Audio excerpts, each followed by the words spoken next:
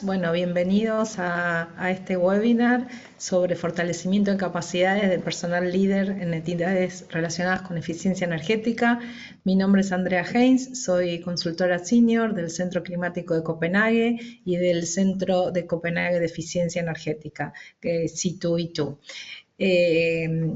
Les doy la bienvenida, junto con también agradecer al proyecto Mesoamérica, con quienes hemos desarrollado esta capacidad y esta capacitación, y al Banco Interamericano de Desarrollo. Esta actividad del día de hoy es parte de un proyecto de cooperación que hemos acordado con el proyecto Mesoamérica en el marco de su programa Mesoamericano de Uso Racional y Eficiente de la Energía, para el cual hemos definido dos actividades, una actividad que ya tuvo lugar en noviembre del año pasado, que fue la introducción a la eficiencia energética para funcionarios públicos, y una segunda actividad más extensa, que es un programa, bueno, justamente con más sesiones, que luego les voy a comentar, orientada a generar capacidades en el personal líder de aquellas entidades relacionadas con eficiencia energética, que pueden estar directa o indirectamente vinculados con la definición o ejecución e implementación de programas y políticas vinculados con la eficiencia energética en todos los niveles de gobierno, tanto a nivel nacional como subnacional o local. En esta segunda actividad que les decía, justamente es fortalecer las capacidades de estos perfiles que les comentaba recién. El contenido, ustedes ya lo recibieron junto con la invitación, lo vemos aquí en pantalla, está orientado a identificar oportunidades y barreras de la eficiencia energética, políticas públicas que puedan aplicarse a niveles nacional, subnacional y local, oportunidades de eficiencia energética en los distintos sectores de consumo, instrumentos de financiamiento e incentivos, relevamiento de información y evaluación, indicadores de eficiencia energética y lineamientos para el desarrollo de una hoja de ruta de eficiencia energética para el nivel de gobierno del que cada uno de ustedes pertenezca. En la actividad del día de hoy, que es una de las 3 sesiones sincrónicas de esta parte del programa, vamos a cubrir las oportunidades y barreras de la eficiencia energética, que algo ya hemos visto en la actividad 1, en la introducción, pero vamos a ir un poquito más en profundidad. Vamos a compartir las leyes de eficiencia energética, qué contiene una ley, qué debería contener, por qué tenemos que tener o deberíamos pensar en tener una ley de eficiencia energética, cuáles son las experiencias en Latinoamérica y el Caribe, qué otras regulaciones podemos encontrar de eficiencia energética, cuáles son los arreglos institucionales que existen o que se recomiendan, y al final de todo presentaremos las actividades asincrónicas, que son aquellas actividades que ustedes deberían ir realizando por su cuenta entre medio de las actividades sincrónicas. Las actividades sincrónicas, recordamos que va a ser la sesión de hoy, una sesión el miércoles que viene, 29 de enero, y la tercera sesión el miércoles 5 de febrero, siempre en este mismo horario. Bien, también les comento que al final de la presentación vamos a tener un espacio de preguntas y respuestas, con lo cual si quieren, a medida que vamos avanzando con la presentación, ir volcando sus preguntas en la sección que tienen específica para preguntas dentro de la aplicación, con gusto las podemos ir colectando y las responderemos al final. Esto ya lo habíamos visto en la sesión introductoria, pero bueno, por hacer un repaso, habíamos comentado que la eficiencia energética nos trae múltiples beneficios, no solamente aquellos vinculados con el tema energético en sí mismo, el ahorro de energía, el acceso a la energía, la seguridad energética de los países, sino también beneficios, por supuesto, económicos, vinculados al precio y al costo de la energía, que puede facilitar la reducción de ambos, precios y costos, que no necesariamente son lo mismo. También nos trae impactos macroeconómicos positivos en la balanza energética, en la balanza comercial de los países, mayor productividad de las empresas, mayor disponibilidad de presupuestos públicos en la medida que se reduce la utilización de subsidios energéticos y también que el sector público consume menos, mayor ingreso disponible para las familias, beneficios ambientales como la reducción de emisiones de gases de efecto invernadero que provocan el cambio climático, mejora de la calidad de aire, que también tiene impactos positivos en temas de salud y bienestar de las personas, con lo cual ahí aparecen beneficios sociales. Todo esto ayuda en la mitigación de la pobreza y también la eficiencia energética nos trae generación de nuevos empleos asociados a las distintas medidas. Entonces, realmente vale la pena recordar todos estos beneficios porque obviamente no es solamente ahorrar energía, sino que los beneficios son múltiples y es importante tenerlos a la vista para, al momento de definir sobre todo las políticas públicas vinculadas a la temática.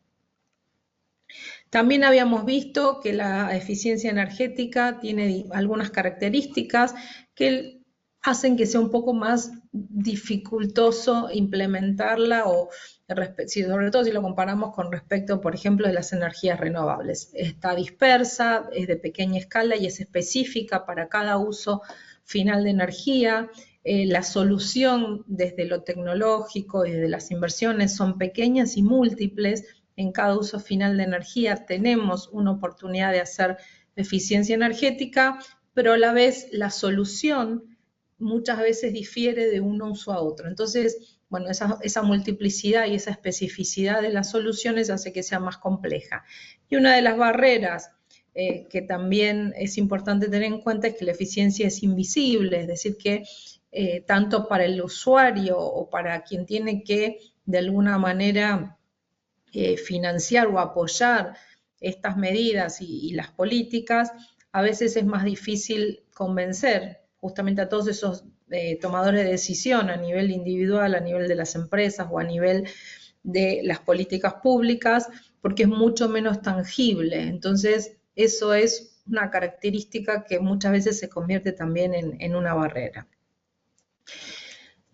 Las oportunidades y barreras, por resumirlas, ahí un poco está resumido lo que veíamos antes, el desarrollo económico y competitividad están a la cabeza de los beneficios, la seguridad energética, reducción de gases de efecto invernadero, mejora en la salud pública, creación de nuevos empleos, pero a la vez también tenemos barreras regulatorias e institucionales, de mercado y financieras, de información y concientización y técnicas.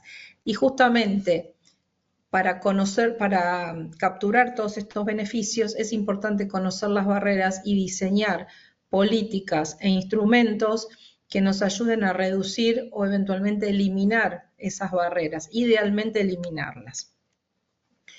Los impulsores ya lo fui comentando, acá les dejo un resumen más detallado de lo que ya fuimos hablando antes, tiene que ver con el desarrollo económico de los países, la seguridad energética, el cambio climático, la salud.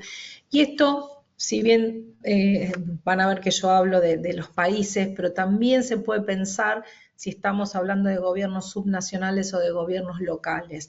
Esto mismo se puede aplicar a municipios, a gobiernos locales, a departamentos, a estados, depende la figura de gobierno, perdón, depende la estructura y la organización de los gobiernos que cada país tenga, pero es absolutamente aplicable a los distintos niveles y por supuesto que tendrá el impacto y el alcance de cada uno de esos niveles de las jurisdicciones donde estemos hablando.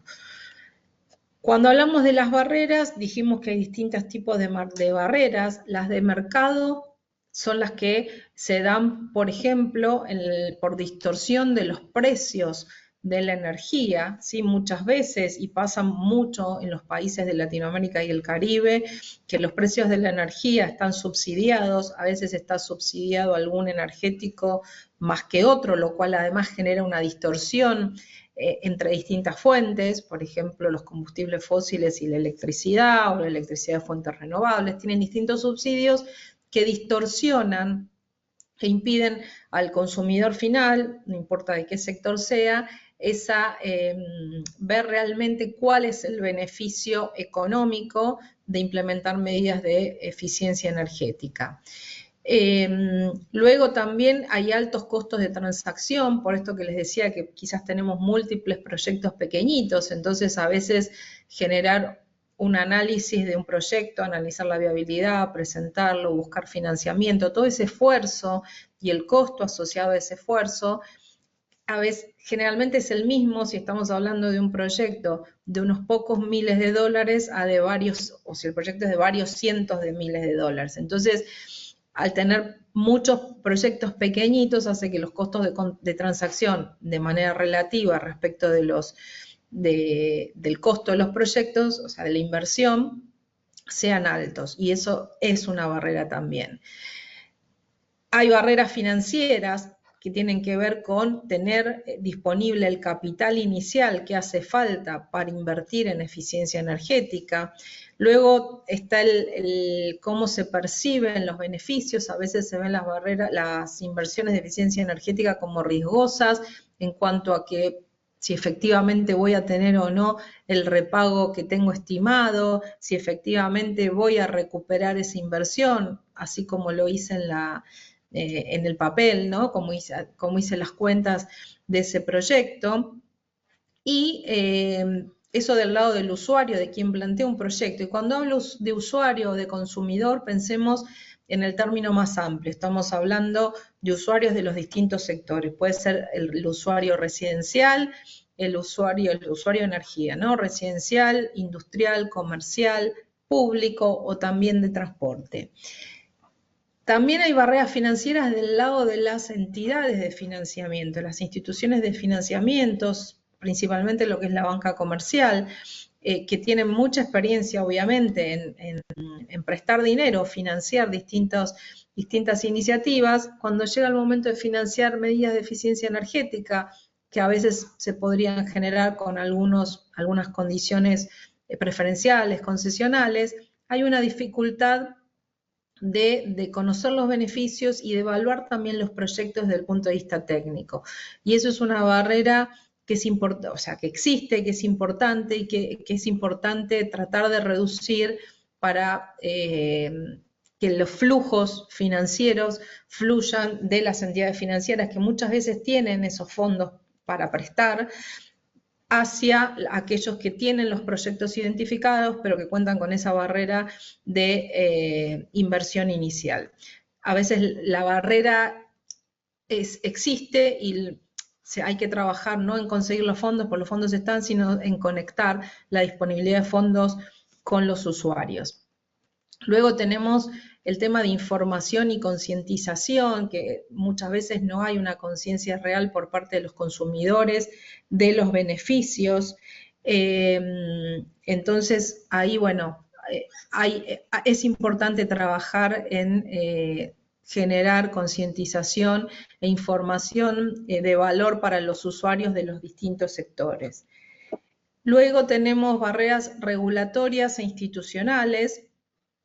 Las regulatorias a veces tienen que ver con las tarifas, que bueno, lo mencionaba antes respecto de las barreras de mercado, las tarifas eléctricas o no eléctricas, ¿no? De otros combustibles, de otros energéticos también.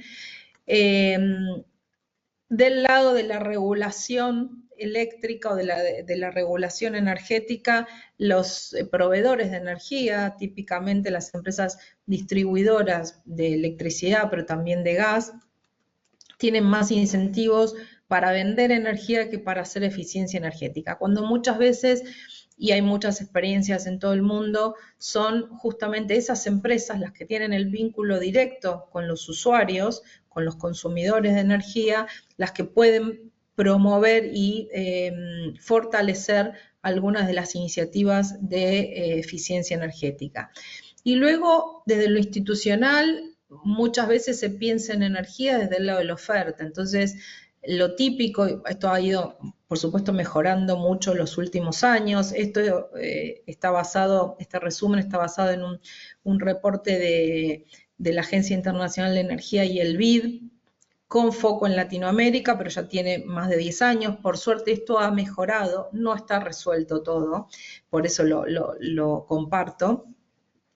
Pero bueno, lo que ha pasado históricamente es que las entidades de energía, secretarías, ministerios de energía, estaban más focalizados en la oferta, y siempre hay un área de energía eléctrica, de combustibles, pero no siempre existe un área dedicada a la eficiencia energética también del lado de la demanda, porque también se puede hacer eficiencia energética del lado de la oferta, tanto en lo que es la generación de electricidad, lo que es la transformación de los combustibles en las refinerías, todo lo que es transporte y distribución, también tiene oportunidades de ser un segmento más eficiente.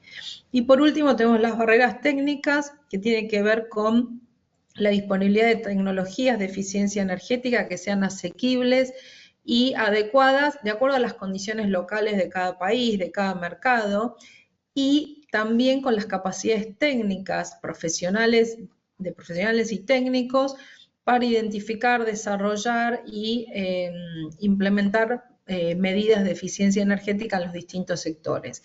La eficiencia energética, y ya lo habíamos conversado en la primera actividad, tiene la particularidad que es transversal, que se puede aplicar en todos los sectores, y vamos a ir viendo eso a lo largo de toda la actividad, y eso a la vez es un desafío porque justamente hay que articular con distintos sectores y necesitamos capacidades técnicas específicas. No es lo mismo hacer eficiencia en el sector transporte que en las edificaciones o en la industria. Para cada sector vamos a necesitar conocimientos específicos del sector, además de los conocimientos de eficiencia energética. Entonces, es una de las barreras que, como les decía, a lo largo de los años también se ha ido reduciendo un poco, pero que todavía queda bastante para trabajar en la mayoría de los países de la región, me animaría a decir. ¿Qué tipo de políticas justamente podemos aplicar para para remover estas barreras? Bueno, mecanismos de determinación de precios, mecanismos de regulación y control como actividades obligatorias, auditorías energéticas, normas mínimas de eficiencia energética, metas específicas de reducción de consumo de energía, obligaciones para las empresas con altos consumos de energía. Vamos a ir viendo luego casos concretos de este tipo de mecanismos. Por otro lado, incentivos como medidas fiscales e incentivos tributarios, reducción de impuestos en equipamiento más eficiente, promoción para la adquisición con ciertos beneficios de bienes y servicios de eficiencia energética. Luego, promover del lado una transformación del mercado con campañas de información pública, promociones, inclusión de eficiencia energética en los planes de estudio de las escuelas. Esto es absolutamente importante y necesario. Es más a mediano o largo plazo el impacto de esto, pero es una manera de ir trabajando como en la base para poder asegurar que a lo largo de los años se va a alcanzar un cambio cultural, que al final mucho de lo que vemos acá tiene que ver con el cambio de hábitos, el cambio en el que consumimos la energía, el cambio en el modo que elegimos el equipamiento para nuestras casas, para las industrias o en los modos de transporte. La parte de desarrollo tecnológico es importante, promover ciertas tecnologías que querramos que se visibilicen en el mercado. Luego, ya lo mencioné, programas de capacitación, desarrollo de una industria propia de la eficiencia energética, promoción de las ESCO, que son las empresas de servicios energéticos. La palabra ESCO viene de las siglas en inglés, Energy Service Company, que son aquellas empresas que invierten en ciertas instalaciones y luego hacen un acuerdo con quien recibe esa inversión para cobrar a partir del desempeño. Hay distintos modelos, eso ya lo vamos a ver la próxima sesión cuando hablemos de financiamiento. Y por último, estímulos financieros como fondos para inversiones en eficiencia energética, preparación de proyectos, o sea, fondos para la preparación de proyectos, para asistencia técnica, y también fondos de garantía, que muchas veces son importantes. A veces la barrera no está en la inversión, sino en generar fondos de garantía o seguros de garantía para resolver esa barrera que hablábamos antes sobre la incertidumbre de realmente cuál sería el beneficio del proyecto de eficiencia energética y en consecuencia el ahorro. Y esto lo digo porque recordemos que muchas de las medidas de eficiencia energética, la mayoría de las inversiones de eficiencia energética son costo efectivas. ¿Qué quiere decir esto? Que se repagan a partir del ahorro de energía en un tiempo razonable. Va a depender obviamente del tipo de medida, del tipo de inversión y del nivel de subsidios que tenga la energía que estoy desplazando, pero los proyectos de eficiencia energética pueden tener repagos muy cortos, incluso de menos de un año en algunos casos, hasta repagos de 3, 4, 5 años.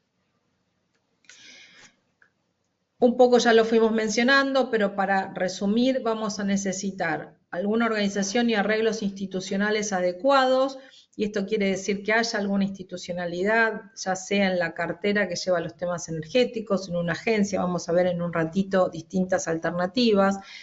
Necesitamos de normativa, de regulación que defina algunas cuestiones, información a los usuarios de energía, incentivos económicos, financieros y no financieros.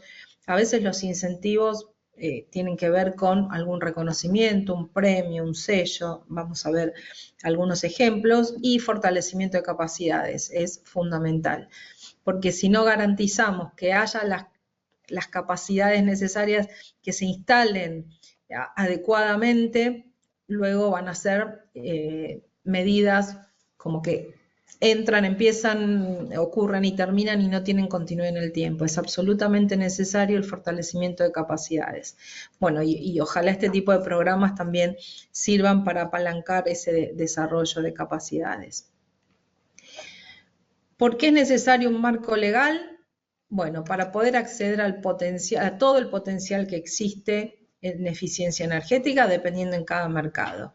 Necesitamos definir leyes que incorporen instrumentos de política destinados a reducir o eliminar esas barreras que mencionábamos hace un rato, que por supuesto esas son generales y son las que aparecen en la mayoría de los países de Latinoamérica y el Caribe, pero cada país podrá tener algunas barreras más altas que otras, o algunas quizás ya las han removido, dependiendo el estado.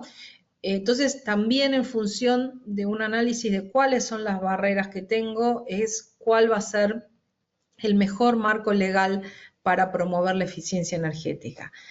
El tercer punto es fundamental, convertir la eficiencia energética en una política de Estado, y para eso el marco legal ayuda muchísimo, no lo garantiza. Lamentablemente en nuestra región de Latinoamérica y el Caribe tenemos muchos vaivenes políticos que a veces hacen que este tipo de políticas se impulsen o se dejen de lado cambiando conforme cambian los distintos gobiernos. Y la verdad es que la eficiencia energética requiere de un trabajo continuo a lo largo de los años y permanente, no es algo que puedo hacer una intervención y luego como Estado y luego salir, sino que necesito una continuidad a lo largo de los años. Porque además, lo mencioné antes, necesitamos promover un cambio cultural y el cambio cultural no se genera de un día para el otro y requiere de esa continuidad a lo largo del tiempo.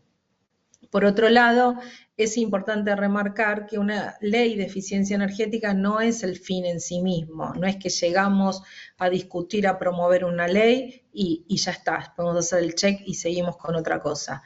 No va a ser exitosa si esa ley se hace divorciada de todo lo que es el sistema político, las empresas y los consumidores. Necesitamos articular con todos los actores y es parte del desafío que nos presenta la eficiencia energética.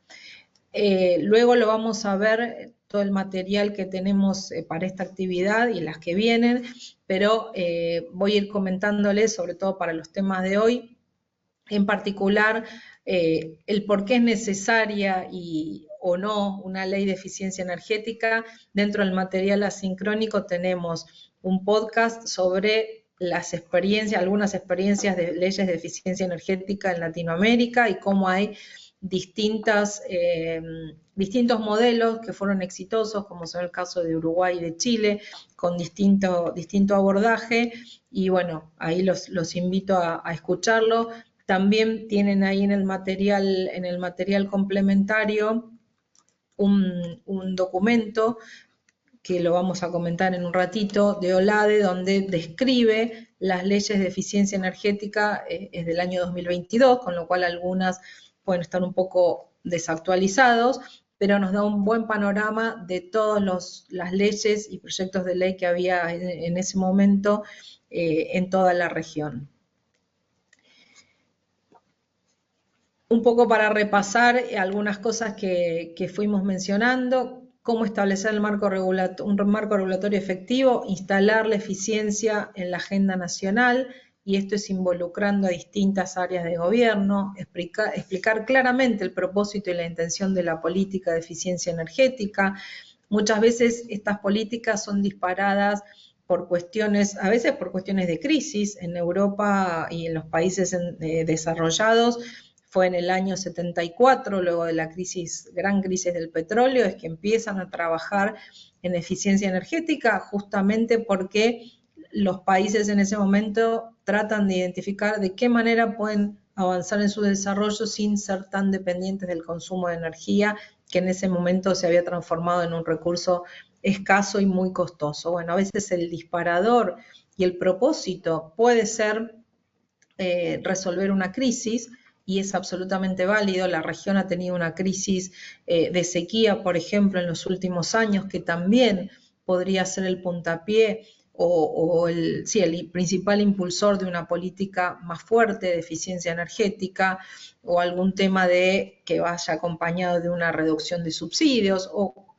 puede ser cualquiera de los impulsores en función de cada país, de los que fuimos mencionando, pero es importante identificar a qué lo estamos ajustando. Generar consensos intragubernamentales y a nivel de las diferentes jurisdicciones es fundamental.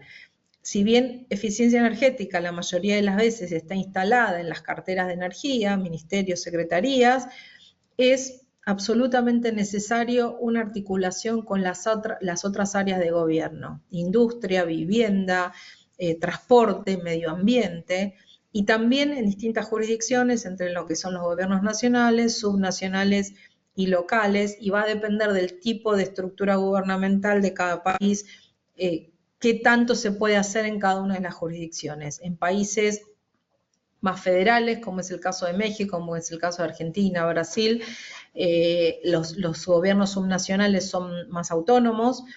En otros casos, desde los gobiernos nacionales hay muchas más posibilidades de implementar algunas medidas que en estos modelos federales es un poquito más difícil. Hay que tener clara la autoridad de aplicación, con una responsabilidad y un empoderamiento adecuado para la planificación y la ejecución, y sobre todo la articulación con las otras carteras. E insisto mucho con esto, porque si no es muy difícil de avanzar si no se articula entre las distintas áreas. Hay que tener metas y objetivos claros, justificar o por lo menos tener claro por qué es necesaria la intervención del gobierno, del Estado. Evitar demoras en la implementación. Si definimos una ley y un decreto reglamentario, no demorarlas, no demorar la implementación de planes concretos, porque eso hace que el tema se diluya en el tiempo. Prever revisiones y actualizaciones con una frecuencia clara, y que no sea algo que, de nuevo, hice una vez y quedó, porque el contexto energético es muy cambiante y esto requiere una actualización de una frecuencia de 4 o 5 años como mínimo. Difundir los beneficios de la eficiencia energética y los resultados concretos que podemos obtener en distintos sectores. Tratar de generar algún financiamiento y recursos dentro del marco regulatorio. Muchas veces son las leyes, o sea, la figura de una ley, la que puede generar un fondo de financiamiento o generar alguna tasa o alguna recaudación para luego invertir en eficiencia energética, y si no se hace por ley no se puede hacer. Entonces es importante identificarlo al momento de definir el marco regulatorio. Y también fijar mecanismos de seguimiento, monitoreo y notificación de los resultados. Este es el reporte que les decía. Ahí tenemos un mapa de cómo es el estado de leyes de eficiencia energética en la región. Los países que están en azul oscuro son países que tienen una ley de eficiencia energética. Los que están en un azul un poquito más claro, al momento de la publicación del reporte, que era 2022, tenían proyecto de ley. Algunos han avanzado, otros no. Los que están en celeste no tienen ni en ese momento no tenían ni proyecto ni ley vigente, y los que están en el color celeste más clarito de todos es que o no son países miembros de OLADE o no se contaba con información al momento del reporte.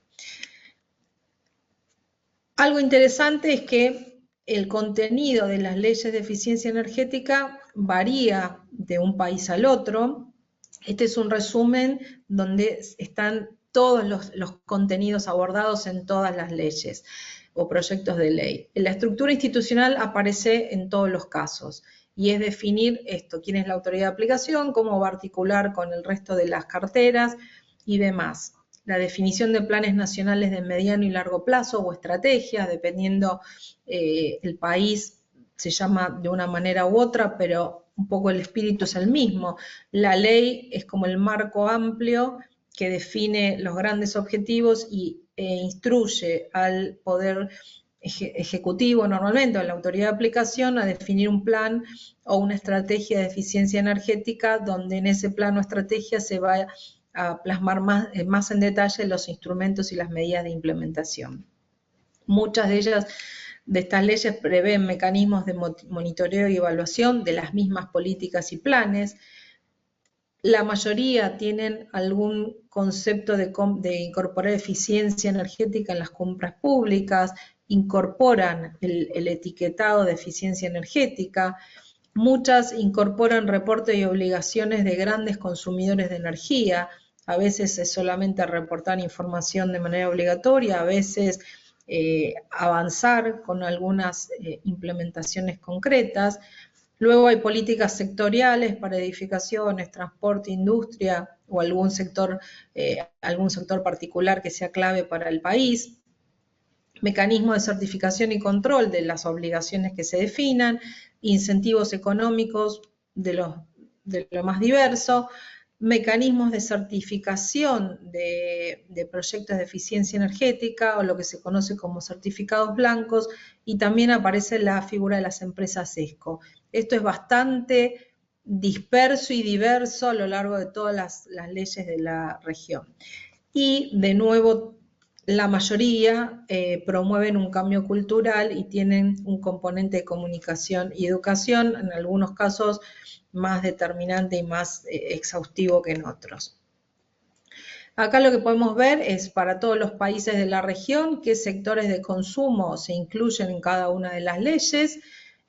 No vamos a ir al detalle, pero sí podemos ver que el sector de las edificaciones está presente en la mayoría, el sector transporte también, el sector público, son casi como el ABC de la mayoría de las leyes. Y dependiendo de qué sectores se incluyan, bueno, en el sector público, que está en la mayoría, como les decía, de las leyes, pueden ser obligaciones para las distintas instituciones públicas, desde incluir el concepto de gestores energéticos, como es el caso de Chile, Panamá y República Dominicana. Algunos ponen, como es el caso de Chile también, obligaciones para los grandes consumidores de energía que exigen la implementación de sistemas de gestión de la energía, y muchos de los países incorporan los sistemas de etiquetado de equipamiento consumidor de energía, que ya vamos a ver un poquito más en detalle más adelante. Esto un poco lo fui mencionando, algunas incorporan el tema de planes nacionales de eficiencia, otros programas o estrategias nacionales, cada uno con distintos alcances. La mayoría de las veces la ley establece el contenido mínimo que deberán tener esos planes, programas o estrategias. Ahí tenemos el ejemplo de Uruguay, que establece la necesidad de crear una unidad de eficiencia energética, elaborar el Plan Nacional de Eficiencia Energética con una perspectiva de 15 años y una revisión como mínimo de cada 5 años. Y esto es lo que les decía que es importante, tener previsto cada cuánto se va a revisar, porque son cosas que no pueden estar escritas en piedra. El contexto energético es muy cambiante, la tecnología disponible es muy cambiante, entonces tenemos que prever los mecanismos para que estas actualizaciones ocurran. Y si bien las leyes son deseables, también es importante que la ley genere el marco y luego sean los planes los que definen los detalles más concretos de implementación, porque también los planes van a ser más ágiles en su actualización. Actualizar una ley, si bien se puede hacer, lleva muchos años. Podemos ver que varios de los países de la región llevan muchos años tratando de aprobar la ley. Entonces, si luego nos llevan otros 5 o 10 años una revisión, bueno, sería algo bastante extenso en el tiempo. Otro tipo de regulaciones que aparecen de eficiencia energética tienen que ver con el etiquetado de eficiencia energética, con los estándares mínimos de eficiencia energética, o MEPS por sus siglas en inglés, que significa Minimum Energy Performance Standards, códigos de construcción y acuerdos voluntarios sectoriales. Acá es importante mencionar dos cosas, que muchas de las leyes de la región que vimos contemplan, sobre todo los dos primeros elementos, el etiquetado y los estándares mínimos, no definen qué etiquetar ni qué estándares poner, justamente porque no queremos que las leyes sean tan específicas, sino que instruyen a la autoridad de aplicación a implementar o desarrollar o fortalecer un sistema de etiquetado y estándares mínimos. Lo mismo lo de código de construcción, los acuerdos, aunque aparecen en menor medida, vamos a ver que la región está bastante atrasada en cuanto a la inclusión de eficiencia energética en los códigos de construcción, y luego los acuerdos voluntarios que aparecen bastante poco, sin embargo son un instrumento interesante para tener en cuenta.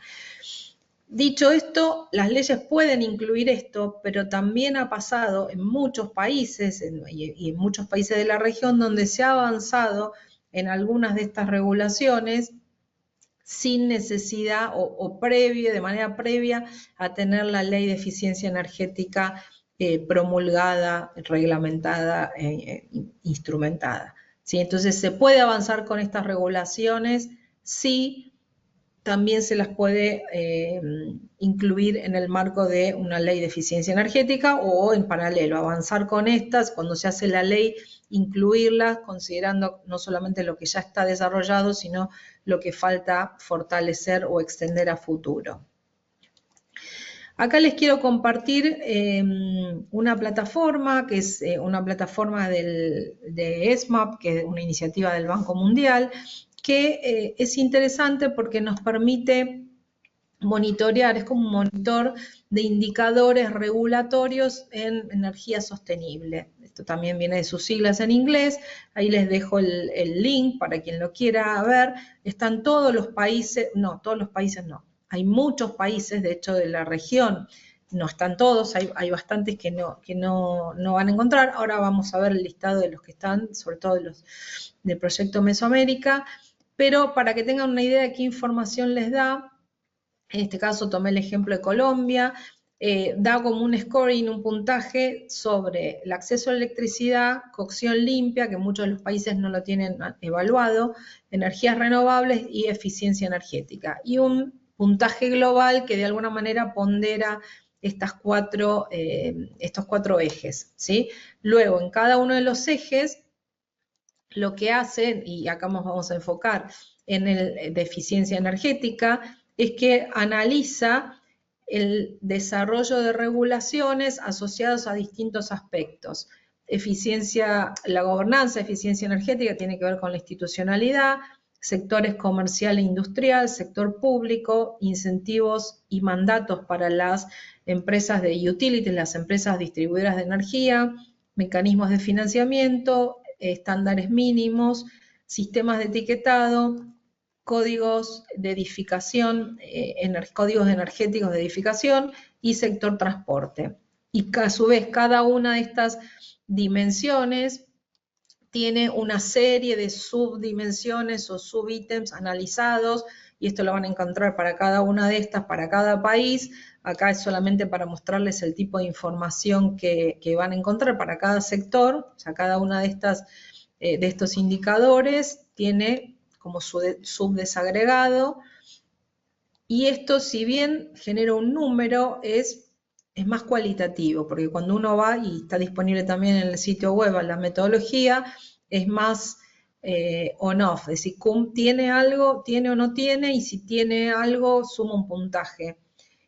Pero no hay, a ver, no es riguroso, ¿no? Ese puntaje, es más orientativo. ¿Para qué nos sirve este puntaje?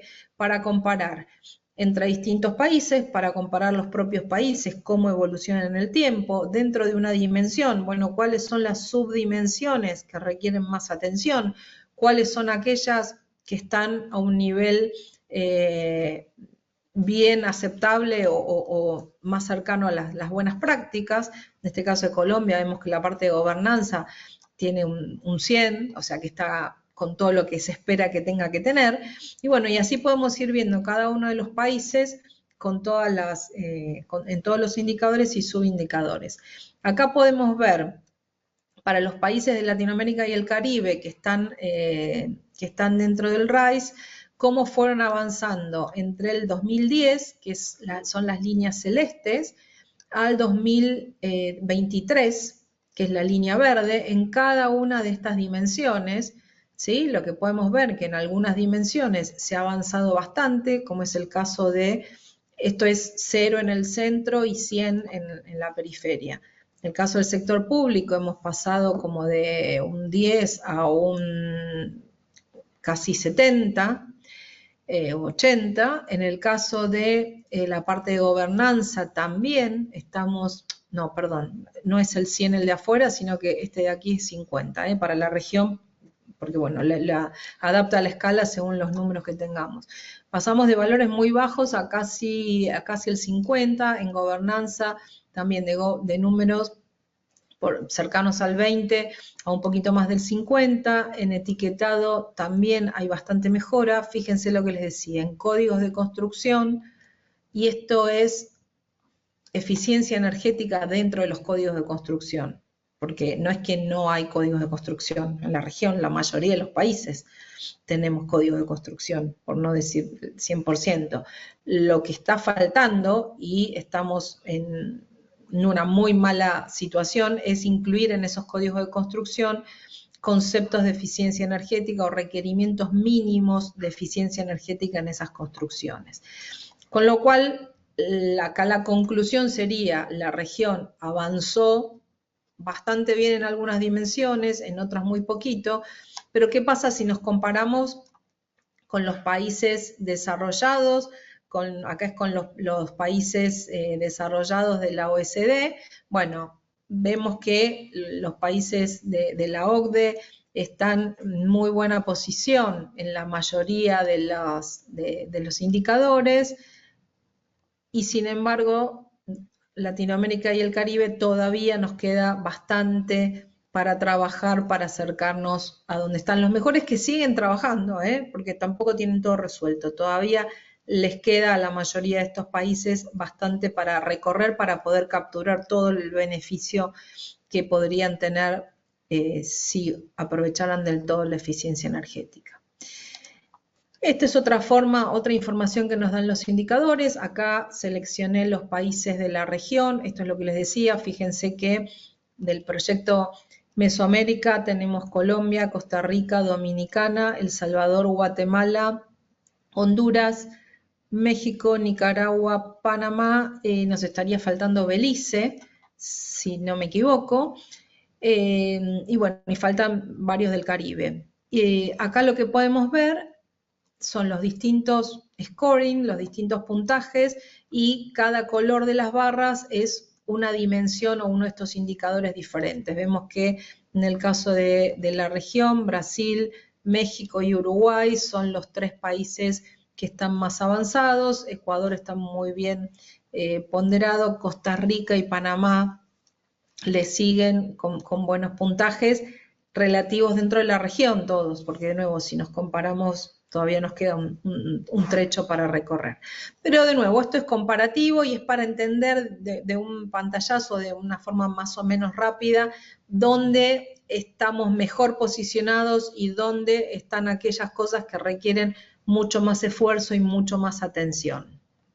Entonces, es una buena herramienta para esto. La otra herramienta que también está disponible es la base de información de eficiencia energética, que es una iniciativa de CEPAL junto con otros organismos internacionales. Y acá pueden, ahí también les dejo el link, pueden entrar y acá lo que van a poder encontrar son medidas más concretas. Acá pueden filtrar por por sectores, en este caso está filtrado hogares, países, puse dentro del BIE los que están del proyecto Mesoamérica, el tipo de medidas, información obligatoria y reglamentación. Por tener un ejemplo, fíjense que tenemos medidas de Colombia, Costa Rica, Honduras, México, Nicaragua, Panamá, y sigue porque hay otras hojas. Lo interesante de esto es que podemos tener también una visión de qué tipo de medidas ya más concretas y con más información, y acá solo para poner un ejemplo de Costa Rica, que es especificaciones de eficiencia energética para acondicionadores de aire tipo dividido inverter. Acá lo que van a encontrar es una descripción breve de la política, la referencia al sitio web oficial de cada una de esas medidas, si es que hay un sitio web con más información, las fechas de publicación, de entrada en vigencia, el tipo de medidas, si hay una meta o un público alcanzado, el uso final alcanzado, que en este caso el aire acondicionado, y una descripción general de la medida. De nuevo, y todo esto se puede exportar al tipo creo que es para Excel o archivo separado por comas. Entonces, aquellos que quieran revisar qué hay en sus países para poder construir sobre lo construido, que siempre es útil, en conocer qué hay o qué se hizo en el pasado. A veces estas medidas son más antiguas, no las conocimos y bueno, está bueno identificar qué es lo que se hizo. Esto no es que sea todo lo que se hizo, también tiene algunas deficiencias en que, o sea, lo que está seguro que se hizo, pero quizás hay cosas que no están todas presentes acá, pero es una buena fuente de información también para entender qué otras cosas se pueden hacer, tomando como ejemplo lo que han hecho otros países vecinos, con contextos parecidos a los nuestros en cuanto a cultura, clima, tipo de mercados, disponibilidad de equipamiento, disponibilidad de materiales de construcción y otras condiciones que puedan ser parecidas. Para tener un resumen de qué consiste el etiquetado y los estándares mínimos, el etiquetado es una fuente de información a los consumidores. El primer objetivo, el objetivo primario del etiquetado es dar información a los consumidores. Uno de los desafíos es que los consumidores sepan que ahí hay información para ellos. Recuerdo hace muchos años, cuando estaba en Argentina a cargo de la Subsecretaría de Ahorro y Eficiencia Energética, hicimos una encuesta a una muestra, creo que era como de 2.000 consumidores, para ver si usaban la etiqueta de eficiencia energética para decidir su compra, porque creíamos que no. Fue tanta la sorpresa que el resultado lo que indicaba era que más del 30% no tenía presente que ahí había información para ellos. O sea, no es que no la usaban porque no les interesaba, ni siquiera sabían que la información que estaba en la etiqueta era para ellos, ¿sí? Entonces, estábamos como un paso anterior al que esperábamos. Luego se hicieron algunas campañas, bueno, un poquito se avanzó, es un tema difícil, que cuesta mucho en la mayoría de los países, es una información súper técnica, muy dura, no es apta para grandes campañas publicitarias de vía pública o radio, televisión, aunque eso ya cada vez se usa menos, o incluso redes sociales. La verdad que es una información difícil de transmitir, de digerir, pero es importante tener presente que el etiquetado de eficiencia energética es para informar a los consumidores el nivel de consumo del equipo o el producto que estamos comprando. Al mismo tiempo ayuda a empujar al mercado hacia productos más eficientes. Y ahora les cuento cómo. Luego habilita promocionar equipamiento más eficiente, porque si yo tengo una etiqueta y me dice si ese equipamiento es A, B o C, o tiene la escala que hayamos decidido en la que mido la eficiencia, voy a poder promocionar a aquellos que tengan una eficiencia por arriba de cierto valor, y permite establecer estándares mínimos, que es como el paso siguiente. Normalmente las etiquetas se aplican a electrodomésticos, gasodomésticos, motores eléctricos y vehículos livianos, pero también se pueden aplicar, por ejemplo, a aberturas, o sea, ventanas fundamentalmente, a materiales de construcción. En algunos países han avanzado en el etiquetado de cubiertas para lo que es eficiencia energética en el transporte, y también etiquetado de eficiencia energética de edificios. Pero, de nuevo, los más habituales son electrodomésticos. Dentro de electrodomésticos, lo típico es aire acondicionado, heladeras o refrigeradores o neveras, según como lo llamemos en cada uno de los países, electrodomésticos, lámparas, y podría ser lavadoras de ropa, y en algunos casos cocinas, bueno, dependiendo de si se usan a gas o eléctricas.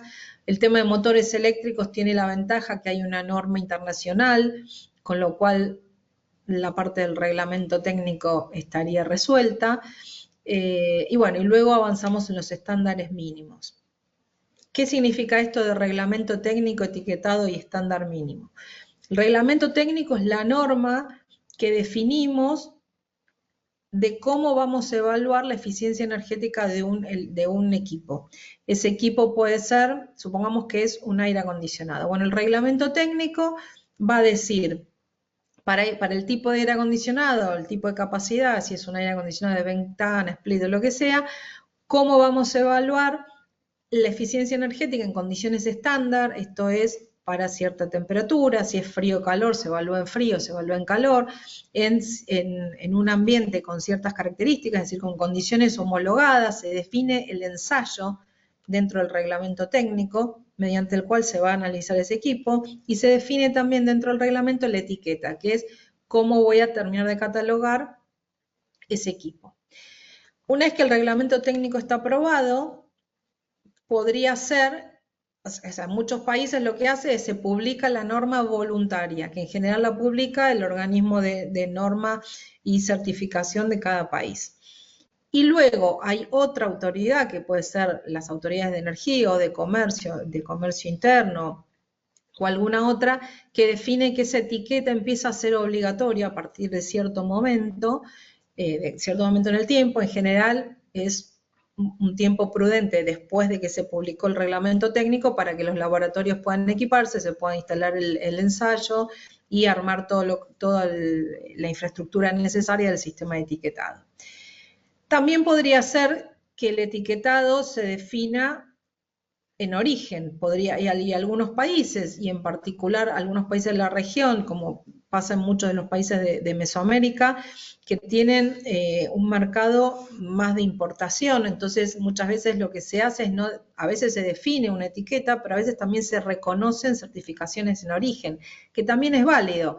Es decir, si mi principal origen de estos equipos son estos países, bueno, veo qué etiquetado tienen esos países y defino cuáles de esas etiquetas son aceptables para mi mercado. Y es una forma también de poder avanzar sin necesidad de hacer un gran desarrollo en infraestructura de calidad vinculada a todo el etiquetado. En algunos países, como el caso de México, que tienen las normas mexicanas, el reglamento técnico viene junto con el etiquetado, o sea, viene todo junto, y también con el estándar mínimo, ¿sí? Y también es válido. Digo, depende de cada país cómo lo instrumentan. Entonces, el reglamento técnico es definir cómo voy a analizarlo y definir la etiqueta. El etiquetado obligatorio es decir a partir de cuándo la etiqueta tiene que estar pegada en todos los equipos que se comercialicen en el país, sea que se fabriquen o se importen, porque cuando se importan también hay que ensayarlos y generar el etiquetado. Y luego el estándar mínimo es de esa etiqueta decir, bueno, a partir de un año o 2 años en adelante, de los aire acondicionados, por ejemplo, que tengo, que en el mercado son A, B y C, supongamos, ¿no? La escala esa que suele ser con letras o con colores o con números. Bueno, a partir de 2 años de esta parte, el estándar mínimo habilitado va a ser B o A, depende un poco de cada mercado. Para desarrollar y establecer los estándares mínimos, siempre se hace un análisis de mercado para asegurarse que, primero, no vamos a dejar sin abastecimiento el mercado. Si hoy todo mi mercado está entre B y C y pongo un estándar mínimo de A, voy a quedar sin suministro. Y se trata de ser optimistas y ambiciosos para empujar al mercado a una oferta más eficiente, pero tampoco de manera tan exagerada que nos quedemos sin suministro. Entonces, tanto el etiquetado como el estándar mínimo me empuja el mercado. El etiquetado seguro porque me garantiza que en la medida que se implementa, perdón, el estándar mínimo a partir de que se implementa, todos los equipos que se vendan, y tanto el etiquetado como el estándar mínimo es sobre los equipos de venta, no sobre lo que yo ya tengo instalado en mi casa, en mi industria o en mi comercio, todos esos equipos van a ser de cierta eficiencia. Yo dije antes que el etiquetado también moviliza el mercado hacia productos eficientes, aún sin tener estándar mínimo. ¿Y esto por qué? Porque una vez que yo establezco el reglamento técnico y digo que ese reglamento va a ser obligatorio, si yo fabrico, por ejemplo, heladeras y hay un etiquetado obligatorio de heladeras, voy a ensayar mis equipos y quizás me va a dar un nivel de eficiencia X, supongamos que da B o C o D, y quizás con pequeñas modificaciones en el aislante de la heladera, en los burletes, en el tipo de puertas, con pequeñas modificaciones que no impactan tanto en la línea de producción y que tampoco impactan tanto en el costo en mi costo de producción y en el costo del producto, puedo incrementar la calificación de eficiencia energética y así salir al mercado con una mejor etiqueta. Entonces también el etiquetado, menos que el estándar mínimo, pero también empuja a que el mercado se actualice a productos más eficientes. Bien, acá tenemos, esto es de un estudio que me tocó hacer hace algunos años, por eso compara las barras violetas son 2010 y las barras verdes 2019, pero es un poco para ver cómo está el tema de etiquetado o cómo estaba el 2020, porque esto tiene horizonte 2019 en la región, cómo algunos países habían mejorado mucho, ¿no? De entre 2010 y 2019 y un poco cómo es el ranking. Seguramente hay algunos que han seguido mejorando y bueno, hay otros menos, pero es para tener una idea de cómo estamos en la región y esto tiene que ver, los numeritos son cantidad de normas de etiquetado existentes en cada uno de los años. Esto incluye etiquetado y estándares mínimos de manera agrupada de toda la región desde el año 93 hasta el 2019, tomando como datos los del RISE y los del BIE. Lo que podemos ver es que, bueno, se analizaron 18 países, que los equipos con más presencia de etiquetado son los de equipos de refrigeración y los acondicionadores de aire, es decir, las heladeras, neveras, refrigeradores y acondicionadores de aire, y son los que más tienen MEPS en distintos países. Luego viene la iluminación, lo que pasa que ahí hay que hacer la salvedad que en algunos países optaron, en el caso de iluminación, para las lámparas incandescentes en particular, en vez de ir por un MEPS, que requiere todo el sistema de etiquetado y demás, directamente prohibir las lámparas incandescentes a partir de cierto año, que también es una medida regulatoria súper específica, pero que tiene un impacto bien significativo y ha tenido un impacto significativo en muchos de los países. Y el tema de motores eléctricos también es importante, porque como les decía, la ventaja de los motores eléctricos es que existe la normativa internacional y que es relativamente fácil de implementar porque no necesito desarrollar un reglamento técnico ad hoc para estos motores. Y hay 7 países que tienen etiquetado en motores eléctricos industriales, o que tenían al 2019, ahora quizás haya alguno más. Bueno, y luego la normalización, el etiquetado y el establecimiento de MEPS, lo que les decía, en algunos casos se hacen en forma conjunta, con lo cual es difícil separarlo, y también esto requiere de la articulación entre varias instituciones. Muchas veces esto lo impulsan las áreas de energía que llevan los temas de eficiencia energética, pero requiere de la articulación con comercio interior, con aduanas, con las áreas de producción, si hay fabricación de alguno de estos equipamientos a nivel nacional, con las cámaras, en el caso de que haya fabricación nacional, bueno, es importante articular con las cámaras de fabricantes, porque a veces, obviamente, hay mucha resistencia para avanzar con esto, y bueno, también avanzar con todos estos actores sentados a la mesa para que lo que se proponga en términos de política pública sea consistente, como les decía antes, sea ambicioso, pero a la vez sea posible, no estemos proponiendo algo que esté disociado con la realidad. En particular, el tema de etiquetados y estándares mínimos en la mayoría de los temas es de jurisdicción de competencia de los gobiernos nacionales, aunque los gobiernos subnacionales y locales podrían implementarlo para lo que son compras públicas de cada estado, de cada sector de gobierno, y también para lo que tenga que ver con promoción en cada una de las jurisdicciones. No así el perdón, acá tenemos algunos ejemplos de etiquetas. Acá, esta es una etiqueta de Argentina, pero lo que es interesante, es bastante parecida, es parecida a la europea. Acá lo que quiero que vean es que la etiqueta tiene mucha más información que la clase de eficiencia energética, que se reconoce con las letras y las barras de colores. En este caso es de heladeras, tiene información sobre el volumen de alimentos a almacenar, la capacidad de enfriamiento, para qué clima es adecuada, bueno, las marcas, las cuestiones formales de organismo y número de normas, cuánto ruido produce, el consumo concreto de energía en kilowatt hora al año, pero en condiciones habituales, la clase y el nombre del producto. Entonces, no es solamente la barra, la clase o el color, sino que hay otra información. Esta es una etiqueta de Copan, que es la Asociación Panamericana de Normas Técnicas, es una de las que ha adoptado Panamá, y es otro tipo de etiquetas que es igual de válida, pero que podemos ver que también tiene mucha más información, no solamente el rendimiento energético, ¿no? Acá, bueno, lo que acá vemos con barra de colores, acá lo vemos en porcentaje de ahorro de energía de este equipo, menor ahorro, mayor ahorro, y toda la información asociada. Y en el caso de vehículos livianos, que si bien es algo que quizás viene un poquito más demorado en la región, también se ha avanzado. Acá vemos dos tipos de etiquetas también diferentes, pero equivalentes, o sea, todas son válidas, ¿no?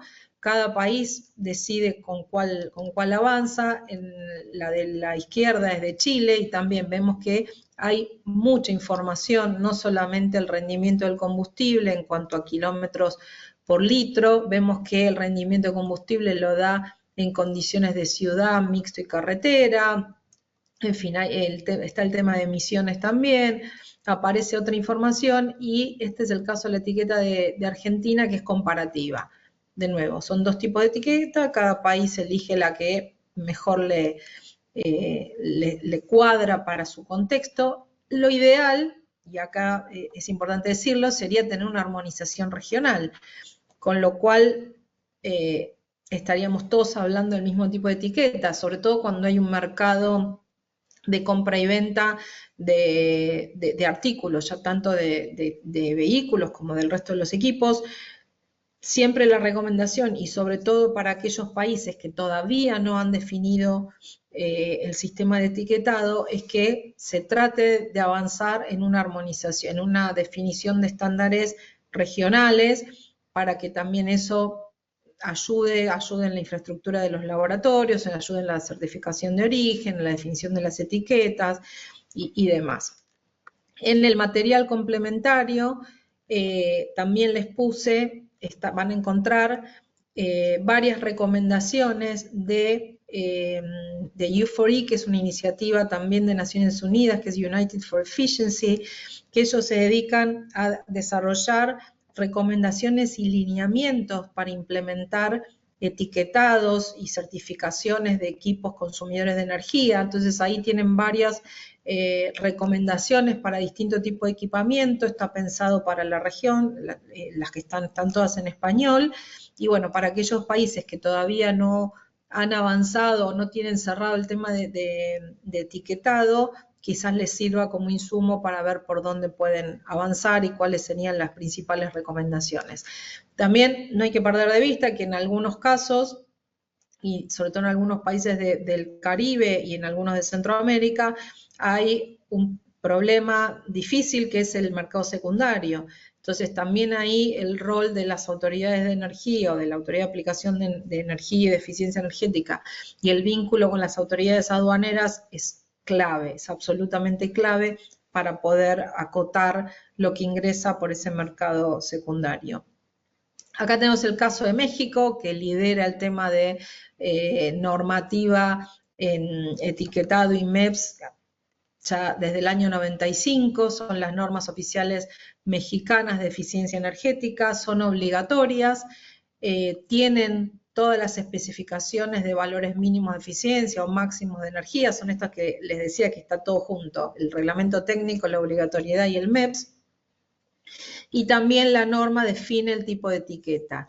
Esto lo lidera la CONUE y otra cosa que hace súper interesante la CONUE es analizar el impacto de esas regulaciones. Los etiquetados y los MEPS son de las medidas más costo efectivas en términos de eficiencia energética, porque requieren relativamente poco esfuerzo y pocos recursos por parte del Estado. Estamos hablando de países que siempre tenemos deficiencias de recursos, entonces con cosas técnicas, con poco, a ver, no digo poco esfuerzo, con un esfuerzo técnico y de desarrollo, pero que es menor comparado con el beneficio y el impacto que generan estas normas y estos MEPS en el mercado. La CONUE hace unos análisis de impacto bien interesantes y ahora no me acuerdo el número, pero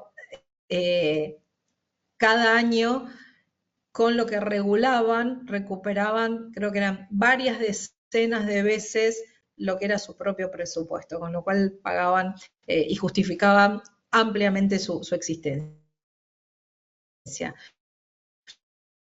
Hoy tienen 33 normas publicadas para todos los sectores y están en un proceso de actualización continua que es clave. Necesitamos que las normas se actualicen y se revisen. No nos sirve de nada tener una norma de etiquetado y un MEPS que se definió hace 10 o 15 años, porque seguramente la tecnología avanzó mucho más y hoy tenemos todos los equipos acumulados en la máxima categoría que en ese momento era la más eficiente y seguramente podríamos extenderla.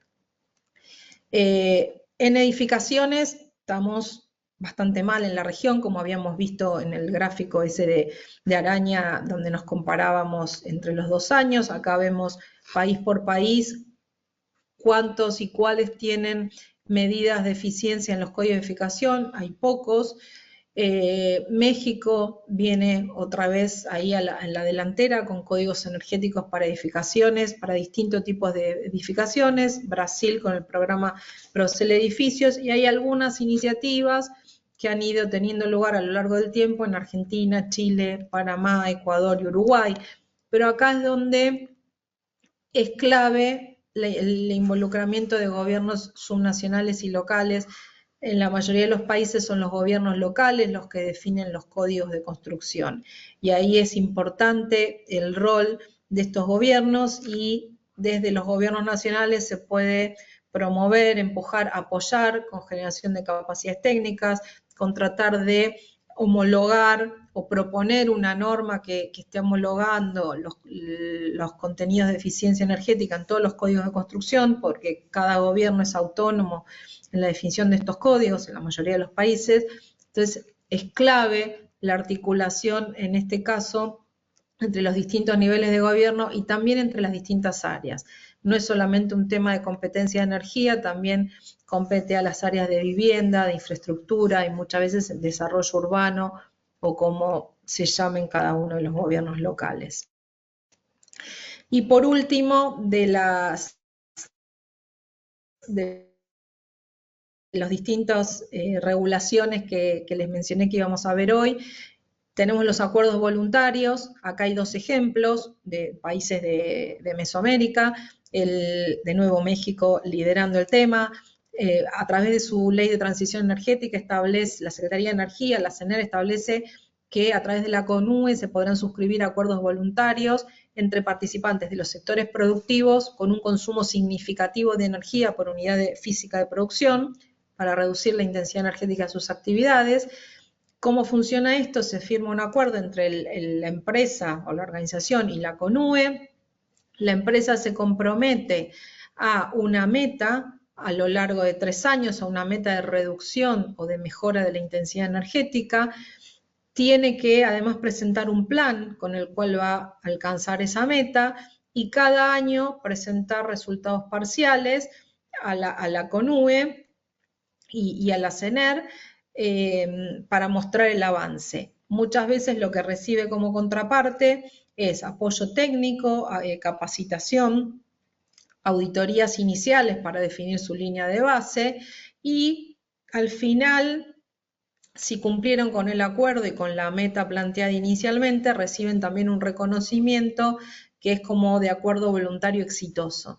Entonces también les sirve como un sello para mostrar a todos sus stakeholders, a sus clientes, a sus proveedores, a la comunidad y bueno, a todas sus partes interesadas. Entonces, estos son acuerdos que son interesantes porque el impacto que generan dentro de las empresas en términos de mejora de la intensidad energética respecto de los recursos invertidos por el Estado, que suelen ser relativamente pocos porque es alguna capacitación, no todas las empresas solicitan la capacitación, es alguna auditoría para línea de base, pero al final el impacto es mucho más significativo.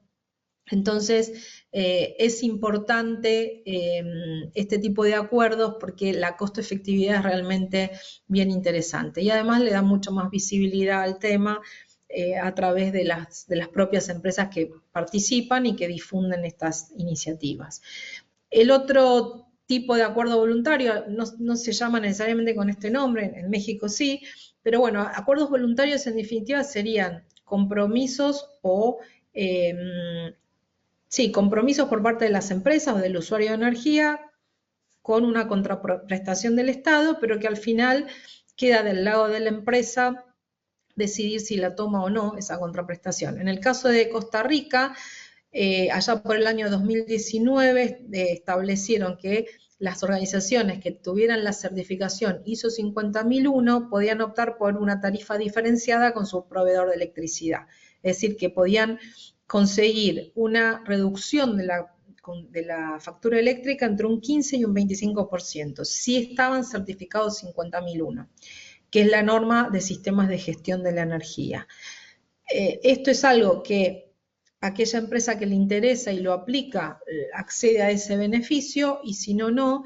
Y de nuevo, hay un costo-beneficio interesante para las dos partes y son modelos que son muy flexibles, se pueden adaptar a las distintas circunstancias, incluso se pueden ir adaptando en el tiempo en cuanto a beneficios y compromisos por parte de las empresas. Pero es bien interesante, sobre todo para trabajar con aquellas empresas más grandes y más intensivas en consumo de energía, donde hay otros incentivos. En el caso de Costa Rica era económico, porque impactaba en la facturación eléctrica. En el caso de México, no necesariamente económico, pero hay empresas donde el incentivo de ese reconocimiento por parte del Estado también les es algo muy interesante, y también para aquellas que tienen sus casas matrices en países, por ejemplo, europeos, donde tienen que mostrar acciones concretas y demás. En fin, dependiendo un poco el contexto de las empresas consumidoras de energía o de las mayores consumidoras de energía, cada país podría definir este tipo de acuerdos a su medida. Y bueno, me queda la parte de la institución. ya fuimos hablando bastante de por qué es necesaria una institución específica de eficiencia energética. Tenemos que tener un estatuto sólido y bien definido, va a ser quien lleve adelante la política de eficiencia energética, quien articule con otros organismos y áreas de gobierno, quien defina los objetivos, las estrategias, las metas.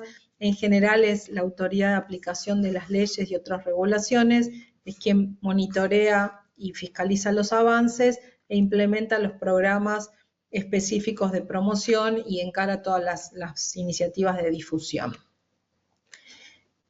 Cada país deberá definir la organización que mejor le siente a su tipo de organización de gobierno, a los objetivos de esa organización, a cómo se manejará de cara al presupuesto, quién va a generar fondos para esa organización y demás. Y acá son algunas instancias esenciales que hay que recorrer: definir el contexto país, objetivos y metas, los sectores de consumo con los cuales va a interactuar, identificar las barreras, que ya lo dijimos al principio, evaluar qué institucionalidad tenemos presente, porque a veces hay instituciones que se pueden readecuar o se les puede extender el alcance incorporando la parte de eficiencia, y es mucho más sencillo que crear una institución nueva. En fin, hay que analizar de dónde se parte. Es súper importante ver qué cosas ya existen. En la mayoría de los países ya existen políticas, instituciones, quizás con otro foco, pero que se podrían adaptar para incluir la mirada de eficiencia energética, y eso es súper importante. Los mecanismos a establecer, si es una agencia o si es una secretaría, una dirección, una entidad gubernamental, la fuente de financiamiento ya lo mencioné. En fin, acá tenemos un detalle y no vamos a ir leyendo todos porque les queda el material y porque estamos súper ajustados de tiempo, pero todos los puntos que deberían tener en cuenta para definir la institución que mejor les cuadre en función de sus organigramas. Acá tenemos también distintos modelos institucionales, puede ser una agencia gubernamental en energía, solo en eficiencia. Tenemos ventajas y desventajas y ejemplos de cada una de ellas. Algunas autoridades independientes, algunas agencias independientes, algunas organizaciones independientes, como el caso de la CONUE de México, como el caso de la Agencia Chilena de Sostenibilidad Energética, que es una fundación privada sin fines de lucro, pero que en realidad reporta a la Secretaría de Energía, pero es mucho más ágil en su gestión y administración. En fin, hay distintos modelos, tenemos distintos ejemplos y cada uno debería analizar e identificar cuál es el modelo que más se adecua para su caso. Analizar y seleccionar el modelo institucional y regulatorio. Tiene que ser consistente con las competencias y los objetivos que se hayan definido, eso es clave, y reflejar los requisitos de aplicación de políticas y los sectores. Tiene que tener una base jurídica robusta para garantizar la permanencia en el largo plazo. Muchas veces las secretarías, direcciones, con esto que les comentaba, que los cambios de gobierno son muy fluctuantes, los cambios de gobierno ocurren, pero debiéramos definir una institución que trascienda esos cambios de gobierno, que sea robusta en su base, en su definición. Lo ideal es que esté establecida por ley, que es lo más difícil de cambiar, y también que eso va atado a contar con personal técnico que también tenga continuidad en el tiempo, más allá de los ciclos políticos. Es importante asegurar una fuente de financiamiento, aunque sea para el funcionamiento base, luego habrá fuente específica para distintos programas, y no solamente mirar la foto actual, sino también cuáles son las perspectivas a futuro. Bueno, y hasta aquí recordarles que la eficiencia energética es una fuente más de energía. Todos tenemos eficiencia energética al alcance de nuestra mano y en abundancia. Es la fuente más rentable en términos económicos, ambientales y sociales, y se puede implementar en todos los niveles, sector público, nacional, subnacional, local, en el sector privado y en cada una de nuestras casas. Hasta aquí el contenido que tenía para hoy. Contarles del programa, cómo seguimos en la página web, que ya seguramente han accedido, ahí igual queda el link. Ustedes tienen toda la descripción de este programa, donde tenemos 3 actividades sincrónicas, que son las que les mencionaba al inicio, la de hoy, el miércoles que viene y en 2 semanas. Son 3 actividades sincrónicas que van a ser por esta misma plataforma. Es el mismo link, no van a recibir o no necesitan recibir un link nuevo, con el mismo link que accedieron hoy, van a acceder a las próximas 2 sesiones. Y también tienen actividades asincrónicas a las que les sugiero fuertemente que ingresen. Tienen un módulo de eficiencia energética en edificaciones, uno de eficiencia energética en industrias. La semana que viene vamos a estar cargando, eficiencia energética en transporte, la semana que viene vamos a estar cargando en industrias. Los podcasts que les comentaba sobre desafíos y barreras para políticas de eficiencia energética en la región y regulaciones de eficiencia energética en Latinoamérica son cortos, bien interesantes, con 2 referentes regionales del tema. Tenemos también, este es el otro podcast, hay un webinar que se dictó sobre regulaciones de eficiencia energética en las edificaciones, donde ahí tenemos 2 casos de Panamá y de la provincia de Santa Fe en Argentina. Tienen el módulo de introducción que dimos en noviembre. Para aquellos que no lo hayan podido ver, los invito a repasarlo, donde están todos los conceptos generales. Y luego otros webinars que hemos dictado a lo largo de los últimos años, este del rol de la eficiencia energética en la CNDC y el de instrumentos financieros para promover la eficiencia energética, también tiene experiencias de Latinoamérica súper interesantes. Tenemos casos de México, Colombia, Uruguay y Chile, y estos 2 fueron del año pasado, y estos de edificios municipales y programas para gobiernos locales, si bien son de años anteriores, tienen contenido súper interesante, y sobre todo para aquellos participantes de gobiernos subnacionales y locales, les recomiendo que lo vean porque van a encontrar ideas y complementarias a las que fuimos conversando. También en la misma página, sobre el lado de la derecha, van a encontrar un listado, que acá es solo una partecita porque hay mucha información, mucha documentación, los reportes que les comentaba de las leyes, las guías de U4E sobre lineamientos para etiquetado de eficiencia energética. Hay distintas herramientas del Centro de Copenhague de Eficiencia Energética para evaluar distintas tecnologías, distintos tipos de proyectos, y otra información de interés que les sugiero revisar y navegar, porque va a ser complementario, porque es imposible cubrir todos estos contenidos en estos módulos de 1 hora y media. La idea es que acá se lleven disparadores e ideas de dónde ir a buscar más información, y acá tienen toda la información en un solo sitio, tanto en formato de webinar como de reportes. Cualquier cosa, tienen mi mail de contacto, así que gracias por su atención, y vamos a pasar a las preguntas que tenemos, que son muchas. Vamos a tratar de compilarlas.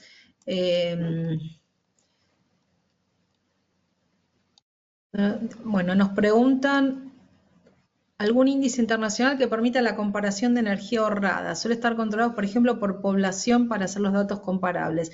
Bueno, un indicador, eso lo vamos a ver en el módulo de indicadores, que también va a estar grabado y subido. El indicador que más se usa es de la intensidad energética, que es consumo de energía total consumida al año por unidad de PBI. Si bien es un indicador que es bastante cuestionable, es el que se usa porque permite comparar evoluciones, permite comparar entre distintas regiones, distintos países. No se puede usar solo para sacar conclusiones, hay que complementarlo con otros indicadores, pero es un indicador que nos da una buena aproximación para ver dónde estamos. Bien, acá pregunta sobre el etiquetado, si siempre se compara ahí mismo, como que da un ranking del producto conforme a otros. Bueno, no siempre. Muchas veces tiene este ranking, como lo mostré, con las barras de colores, con las flechitas del Decopan. Hay algunos que ponen como una especie de velocímetro y son etiquetas comparativas. Algunas tienen el dato en absoluto, que es información, lo que pasa que es más difícil de digerir por el usuario, porque si a mí me dicen que el equipo X consume 2 kWh al mes, no sé si a todos los usuarios nos dice algo. Entonces, la utilidad de tener una comparativa en la etiqueta es justamente facilitar la interpretación por parte del usuario, pero no todas las etiquetas lo tienen, y no es que tienen que tenerla, es recomendable que lo tienen. ¿Qué países cuentan con acuerdos voluntarios sectoriales? Bueno, ahí puse los ejemplos de México, de Costa Rica. En realidad, como les decía, no siempre aparece el nombre de acuerdos voluntarios, a veces aparece en alguna promoción, decir, bueno, pueden acceder a una tarifa o a un incentivo en particular si cumplen, si otorgan esta información al área de eficiencia energética, si tienen certificación ISO 50001, si presentan un plan y lo cumplen. Entonces, no necesariamente va a aparecer con ese nombre, pero sí son distintas iniciativas que aparecen a lo largo de distintos países. ¿Qué más? A ver, buenos ejemplos del marco legal, bueno, ya ahí lo cubrimos, en el documento ese de OLADE tienen todas las referencias de la región. Auditorías energéticas, dice, orientadas ¿a quién? ¿A quiénes? ¿A qué actores? Deberían tener tareas las instituciones regulatorias o en su experiencia iniciativas privadas. Bueno, en realidad se puede hacer las dos cosas. Lo importante con el tema de las auditorías es tener definido el perfil que tiene que cumplir el auditor y tratar de alguna manera de generar alguna certificación, alguna validación para que si soy el Estado y tengo que salir a contratar a un auditor, bueno, tenerlo validado. Y si soy un privado y quiero contratar a un auditor, también tener dónde consultar. En el caso de, hay algunos países, México, Chile, Uruguay, seguro, tendré que chequear el resto, tienen sus listados, tanto de empresas como de profesionales, certificados en el sentido que están como validados, ¿no? No es que tienen en algunos casos tienen una certificación en particular, pero que si no están validados, han presentado antecedentes, han presentado ciertas calificaciones y las áreas de eficiencia energética lo que hacen, dicen, bueno, todas estas personas y o empresas son aptas para brindar estos servicios de eficiencia energética, sea auditorías, sea implementación de sistemas de gestión, sea desarrollo de proyectos de inversión de eficiencia energética, que son perfiles diferentes. Habrá quienes pueden cubrir todos, habrán quienes son especialistas en uno de esos temas. Es importante también que ese tipo de listados contemple esa segmentación para que el que vaya a usarlo, sea desde el Estado o desde el sector privado, tenga información fiable, ¿no? De a quién tendría que contratar, dependiendo si es una auditoría o algún otro tipo de estudios. Bueno, algunas se repiten. Para implementar un plan de eficiencia es importante iniciar con la verificación de estado de las instalaciones eléctricas de la infraestructura de cada lugar. Absolutamente, absolutamente. Y me ha pasado en algunos países de participar de programas de promoción de implementación de medidas de eficiencia energética en edificios públicos y la barrera que se encontraba era que las instalaciones ya no es que no tenían condiciones de eficiencia energética, las condiciones de seguridad eléctrica estaban por debajo del mínimo esperable. Entonces había que hacer una inversión en adecuar esa infraestructura eléctrica por temas de seguridad de las instalaciones y de las personas que lo operan, para luego recién ahí empezar a incorporar medidas de eficiencia energética. Y eso es una barrera que aparece muchas veces en el sector público, donde, porque los presupuestos son escasos, bueno, se va haciendo lo justo y necesario y la infraestructura, sobre todo eléctrica, las instalaciones, queda no solamente desactualizada, sino en condiciones bastante deficientes. Y sí, absolutamente hay que hacerlo. Lo ideal es que si estamos en esa situación, hacer un programa que cubra las dos cosas, que mejore la infraestructura eléctrica y que también se avance con eficiencia energética. También un tema que es importante cuando se adecua la instalación eléctrica es que se pueden incorporar algunos medidores, algún monitoreo, algún tipo de monitoreo en línea para que el usuario dentro el responsable de las instalaciones pueda empezar a monitorear dónde y cómo se usa la energía en la instalación y eso va a servir como un gran insumo para definir medidas de eficiencia energética. Bueno, creo que algunas se van repitiendo, pero creo que cubrimos casi todas. Ya estamos en tiempo, así que, bueno, nada más que agradecerles. Nos vemos el miércoles que viene para la sesión 2. Agradecerles a todos los que asistieron. Agradecerle a mi colega Aris, que no lo ven, pero hay un gran trabajo detrás para que todo esto tenga lugar, al equipo de la Secretaría Ejecutiva del Proyecto Mesoamérica y del Banco Interamericano de Desarrollo, y bueno, y a todos ustedes por estar participando e interesarse en este tema.